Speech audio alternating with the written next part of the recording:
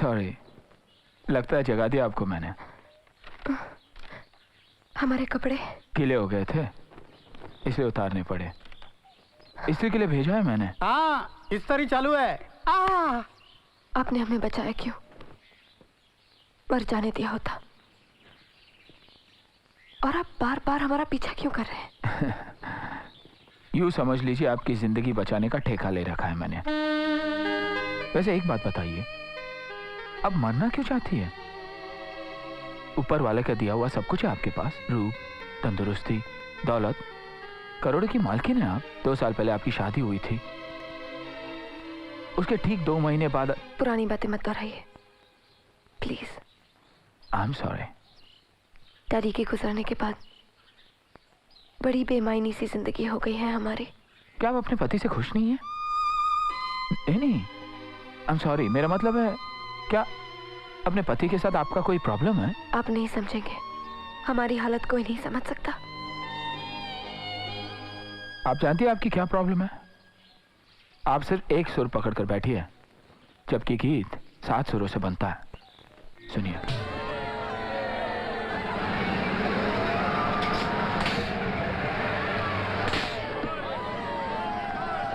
आज बरसों के बाद इस तरह के मेले में आई हूँ, कितना अच्छा लग रहा है।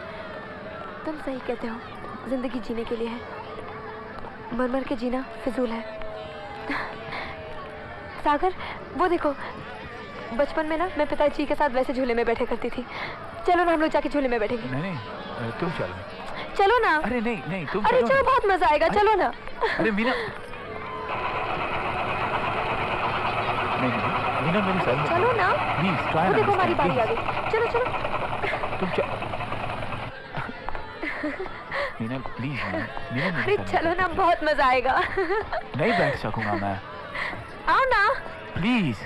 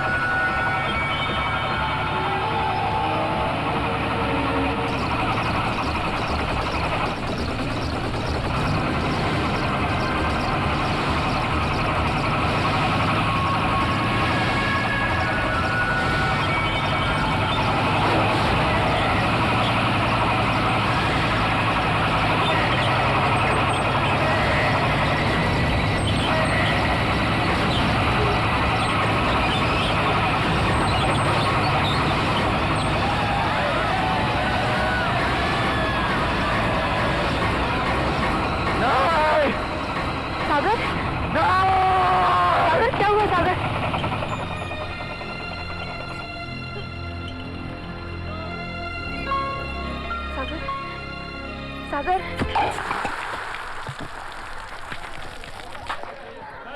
क्या हो गया था तुम्हें? मुझे ऐसे लगा जैसे झूला टूटकर निकल गया और हम जमीन पर गिर गए। मुझे ऊंचाई पर बहुत चक्कर आते हैं मीनल, इसलिए मैं झूले में बैठने से इनकार कर रहा था। ये सब हमारी वजह से हुआ है। हमें पता नहीं था। तुम्हारा कोई कसूर नहीं। बचपन से ही ऊंचाई से डर लगता है मुझे। 6 साल का था तब से डर मेरे दिलो दिमाग में। सागर, तुमने कभी इसका इलाज क्यों नहीं करवाया? करवाया था। पिताजी ने, लोगों ने बहुत कोशिश की थी कि ये डर मेरे अंदर से निकल जाए, लेकिन कोई फायदा नहीं।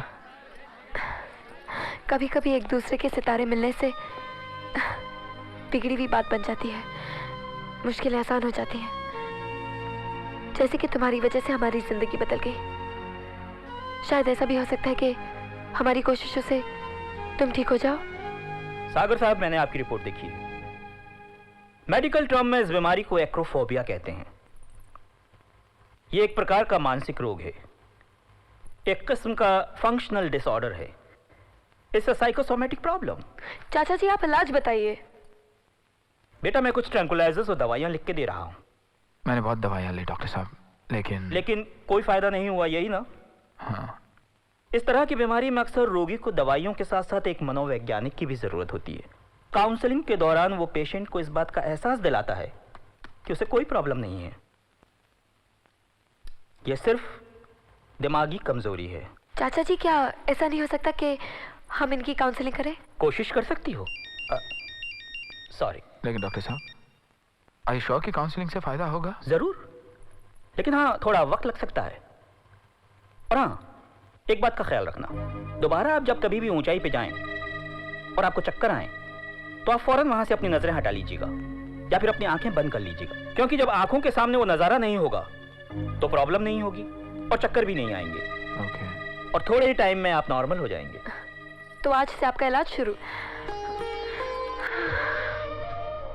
तेरे मर्द को मालूम है क्या तू यहाँ क्या करती है? जी जी। चलो। ये चलो। बाय। एक बात बताओ, लोगों को लड़कियों से इतनी नफरत क्यों है? तुम उसकी बातों पर ध्यान मत दिया करो। अंदर आओ ना। नहीं, बहुत देर हो गई। मिनल, तुम्हारी दोस्ती को देखकर एक बात याद आ गई। कहो। जिंदगी में दूसरा अच्छा दोस्त मिला है। और पहला कौन है? मिला ही नहीं। बुलाओ तो आऊं तू। Bye bye. बुलाओ तो आओ तू।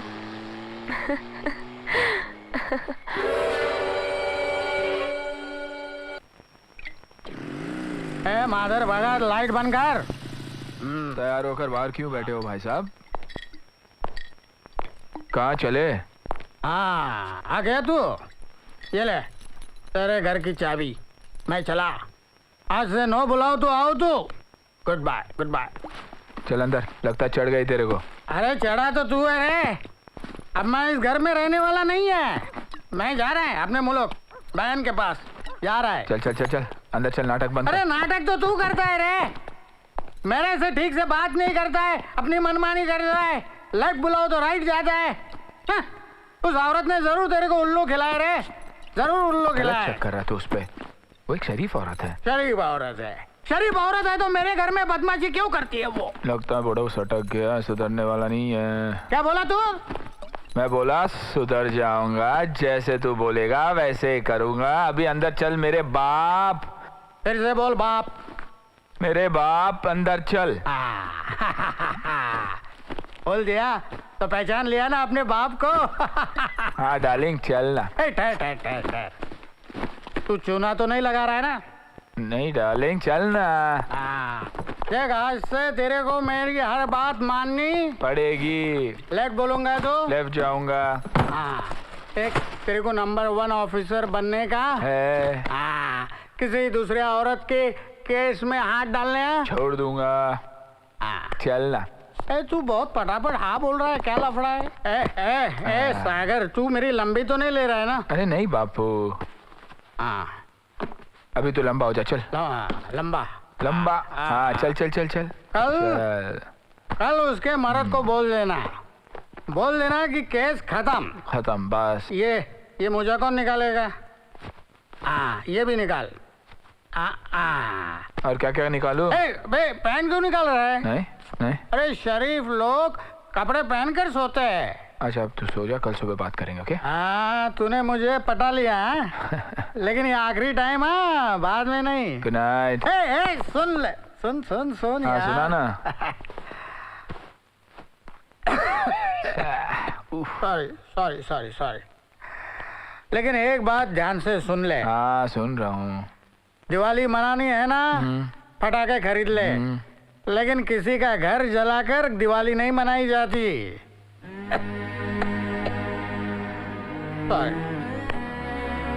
ए लोगों, आज तूने नशे में बहुत बड़ी बात बोल दी यार। इसलिए तो कहता है तू भी शराब पी ले।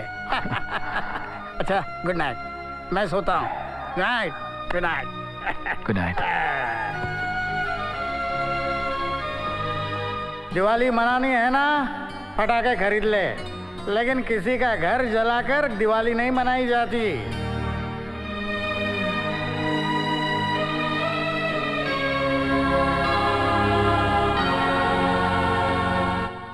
क्या बात है? आजकल तुम चुपचाप रहते हो, फोन भी नहीं अटेंड करते हो, मिलने नहीं आते। हमसे कोई गलती हो गई है क्या? नहीं नहीं, ऐसी कोई बात नहीं है। वो क्या है, ऑफिस में काम बहुत ज़्यादा है। तो इसमें इतना मुंह लटकाने वाली क्या बात है? पता है तुम कैसे लगते हो? कैसे? एकदम थकेले। इसी तरह मुस्कुराया करो, बहुत अच्छे लगते हो, एकदम याहूम। कितनी बदल गई हो तुम। पहले जब तुम्हें देखा था तो एक कोरे कैनवस की तरह लग रही थी तुम, बेजान, खामोश। और अब जिंदगी के सारे रंग तुम्हारी आंखों में नजर आ रहे हैं। ये सब तुम्हारी वजह से, इसलिए हम तुम्हें सलाम करते हैं। सॉरी।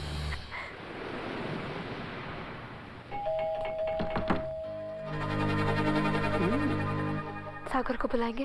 हाँ, लगता है कुछ प्राइवेट काम है।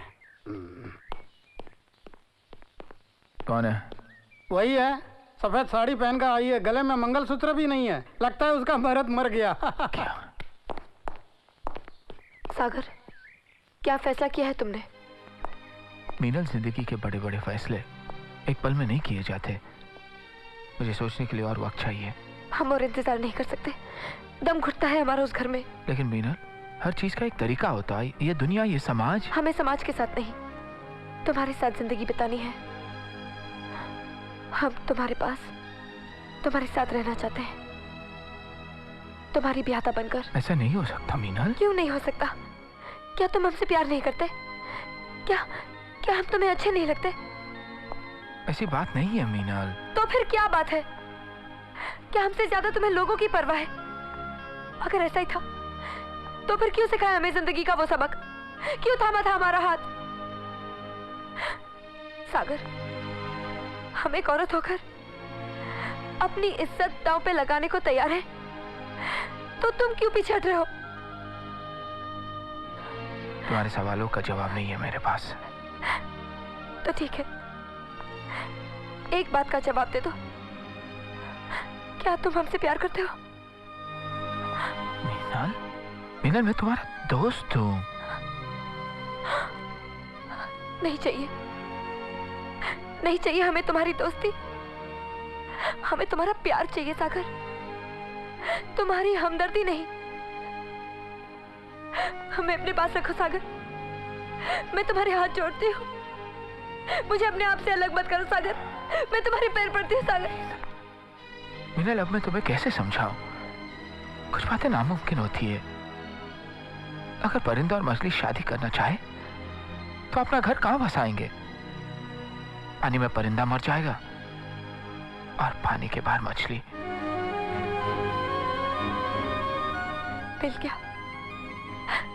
मिल गया हमें तुम्हारा जवाब। आज के बाद भूल जाना इस मीनल को, भूल जाना कि कोई दीवानी थी जो तुमसे प्यार करती थी। हम तुम्हें कभी नहीं मिलेंगे सागर, कभी नहीं।